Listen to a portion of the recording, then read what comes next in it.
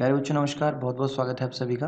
बच्चों renewable energy resources की श्रृंखला में ये आज हमारा पार्ट 4 है। इसके पहले मैं 3 पार्ट में आपके साथ 30 क्वेश्चंस डिस्कस कर चुका हूँ। तो अभी आज की वीडियो हम लोग शुरू करेंगे। आज के क्वेश्चन के साथ में बाकी चीज़ें मैं आपको बताऊँगा इस वीडियो के अंत में। तो चलिए आज का पहला क्वेश्चन है हमारे पास, biomass can be converted to. Biomass को निम्न में से किस में परिवर्तित किया जा सकता है, किस में कन्वर्ट किया जा सकता है। हमारे ऑप्शंस हैं ऑप्शन ए मीथेन गैस, या ऑप्शन बी एथेनॉल, या फिर ऑप्शन सी बायोडीजल, या ऑप्शन डी उपरोक्त सभी, यानी ऑल ऑफ दीज। तो बच्चों बायोमास को मैथेन गैस, एथेनॉल और बायोडीजल इन सभी में कन्वर्ट किया जा सकता है। इसलिए आपका जो करेक्ट ऑप्शन होगा वो होगा ऑप्शन डी इस क्वेश्चन के लिए। चलिए नेक्स्ट क्वेश्चन देखते हैं। The international renewable energy agency, this is IRENA, was formed in. IRENA को कब गठित किया गया था, तो हमें बताना है ईयर जब आईरीना का गठन हुआ, उसको फॉर्म किया गया। हमारा पहला ऑप्शन है 2008, ऑप्शन बी है 2009, ऑप्शन सी है 2010, या फिर 2011। तो बच्चों इस क्वेश्चन के लिए जो आपका करेक्ट ऑप्शन होगा वो होगा 2009। That means IRENA was formed in 2009. The International Renewable Energy Agency was formed in 2009. Now move करेंगे नेक्स्ट क्वेश्चन पे, और हमारा नेक्स्ट क्वेश्चन है which of the following was the first solar powered aircraft to complete the circumnavigation of the world. निम्न में से कौन सा पहला ऐसा विमान है जो कंप्लीटली सोलर चलित है और जिसने पूरे संसार का चक्कर लगाया या भ्रमण किया। हमारे ऑप्शंस हैं सोलर इम्पल्स, या ऑप्शन बी सोलर इम्पल्स 2, या ऑप्शन सी सोलर इम्पल्स 3, या ऑप्शन डी सोलर इम्पल्स 4।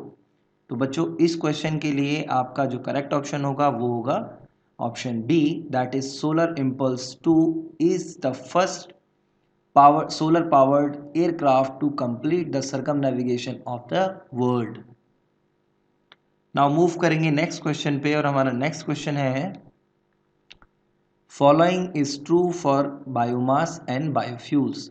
निम्न में से कौन सा कथन बायोमास एंड बायोफ्यूल्स के लिए सत्य है। हमारे ऑप्शंस हैं option A their contribution in reduction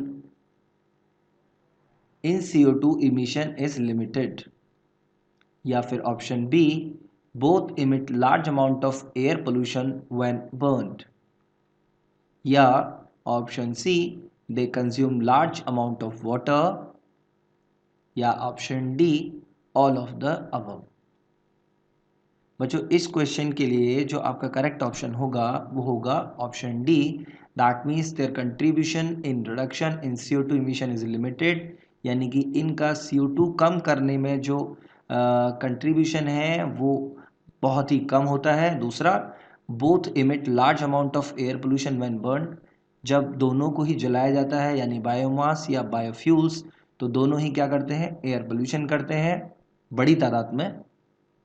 and third option था हमारे पास they consume large amount of water, यानी कि ये बहुत ज़्यादा पानी का, जल का इस्तेमाल करते हैं। तो इस क्वेश्चन के लिए जो आपका करेक्ट ऑप्शन होगा वो होगा option D, that means all of the above.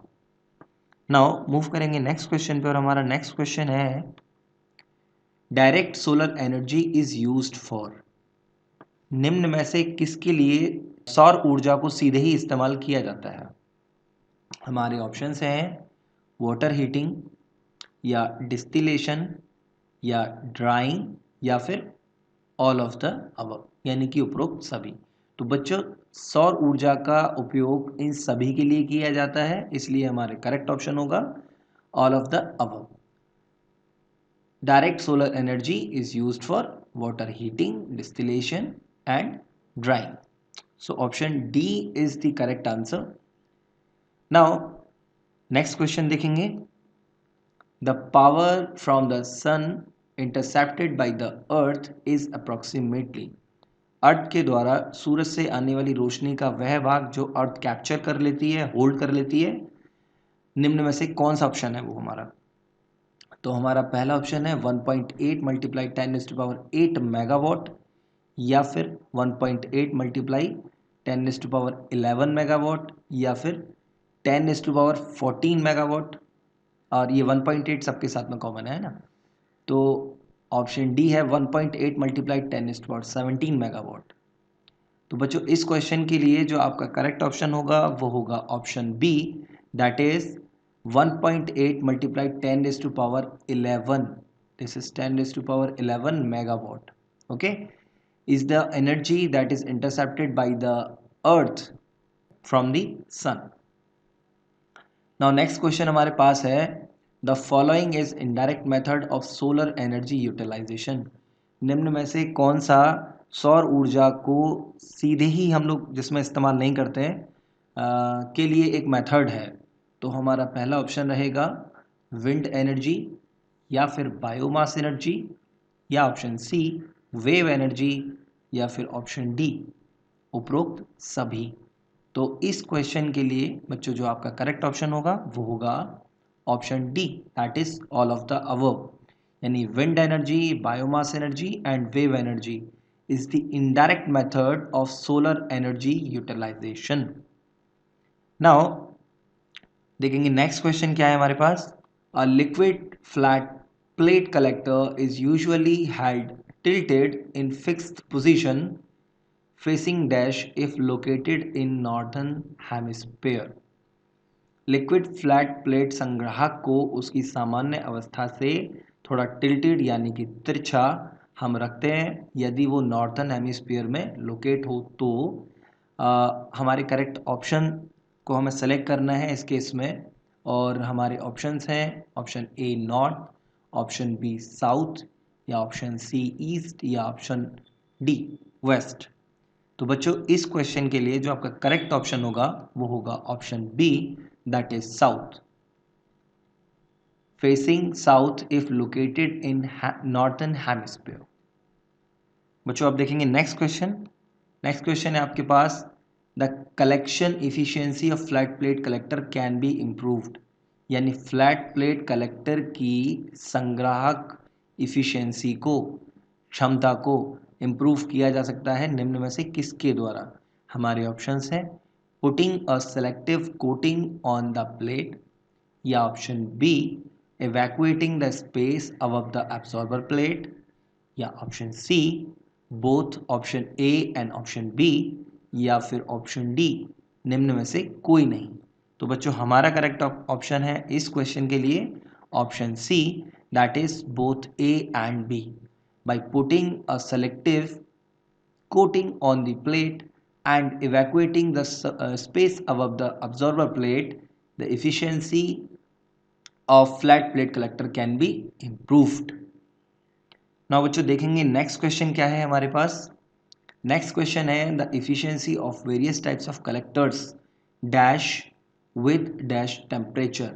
देखिए विभिन्न प्रकार के संग्राहक की जो एफिशिएंसी है वो टेम्परेचर पर किस तरह से निर्भर करती है, क्या वो टेम्परेचर बढ़ने के साथ बढ़ जाती है या फिर टेम्परेचर बढ़ने के साथ घट जाती है, यही हमें बताना है।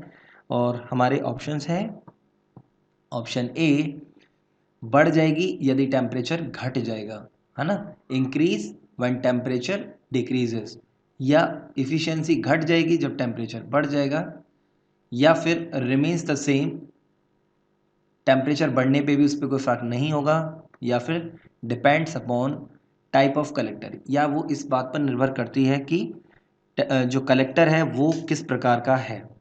तो हमारा करेक्ट ऑप्शन होगा इस क्वेश्चन के लिए the efficiency of various types of collector decrease with increasing temperature, यानी कि जैसे जैसे टेम्परेचर बढ़ेगा कलेक्टर की जो एफिशिएंसी है वो कम हो जाएगी, और हमारा ऑप्शन हो गया इसके लिए option B is the correct answer. तो बच्चों ये थी हमारी आज की क्लास के 10 क्वेश्चंस जो बहुत ही इंपॉर्टेंट हैं आपके एग्जाम के पॉइंट ऑफ व्यू से। इस वीडियो के बारे में आपकी कोई भी राय या कोई भी सलाह जो आप मुझे देना चाहते हैं, आप मुझे कमेंट करके ज़रूर बताइए। साथ ही मैं आपसे रिक्वेस्ट करूंगा कि अगर अभी तक आपने इस चैनल को सब्सक्राइब नहीं किया है तो आप इस चैनल को सब्सक्राइब कर लीजिए, क्योंकि यहाँ पर आपके लिए इसी प्रकार की वीडियोज़ मैं लाता हूँ, रोज़ लाता हूँ। रेगुलरली आपके एग्ज़ाम से पहले हम बहुत सारे क्वेश्चंस कर लेंगे जो कि अल्टीमेटली आपको बेनिफिट करने वाले हैं आपके एग्ज़ाम में। साथ ही हम EHVDC, optical fibre communication and entrepreneurship के भी वीडियोस बना चुके हैं, और जल्दी ही मैं आपके लिए स्पेशल इलेक्ट्रिकल मशीन्स के भी MCQ वीडियोस लाने वाला हूं। तो अगर अभी तक आपने इस चैनल को सब्सक्राइब नहीं किया है तो चैनल सब्सक्राइब कर लीजिए, क्योंकि इसकी अभी कोई भी नोटिफिकेशन आपके लिए बहुत इंपॉर्टेंट हो सकती है। तो अभी मैं आपसे इजाज़त लूँगा, जल्दी ही मिलूँगा आपसे एक नई वीडियो में, तब तक के लिए नमस्कार।